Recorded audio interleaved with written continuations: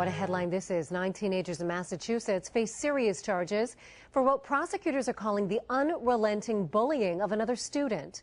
That classmate committed suicide. Phoebe Prince moved from Ireland to Northampton last fall.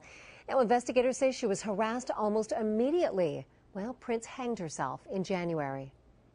Their conduct far exceeded the limits of normal teenage relationship-related quarrels. You know, parents, you might be watching this thinking, is this something I have to worry about? Is my child capable of treating another classmate so badly? Tricia Ferrara, a licensed family therapist, is joining us to talk more about this. Tricia, you know, I think as parents, we're pretty convinced our kids would never do anything like this, but someone's kids are.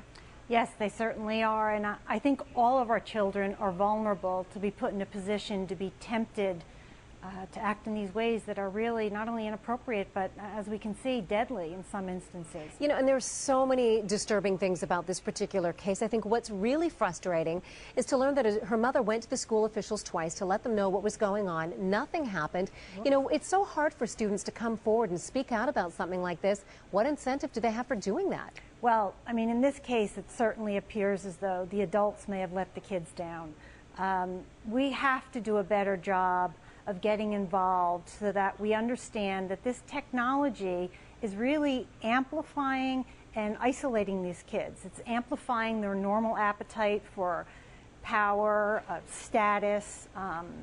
The game-changing piece here is that they're actively victimizing each other. They are seeking out children to target to such degrees that they are, you know, they're ending their lives over the pain that's being caused. So, I mean, the adults have to stand up and establish some credibility as being resources for these kids and have a better understanding that technology really circumvents what face-to-face interaction gives us.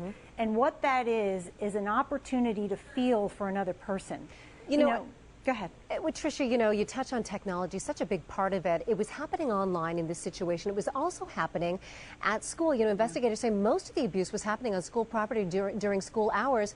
How can we feel safe sending our children to school? Well, in this instance, it's really hard to say that you can. I mean, these school administrators, one of their major obligations is to provide a safe learning environment for our children. And I have to say, it seems like they failed here.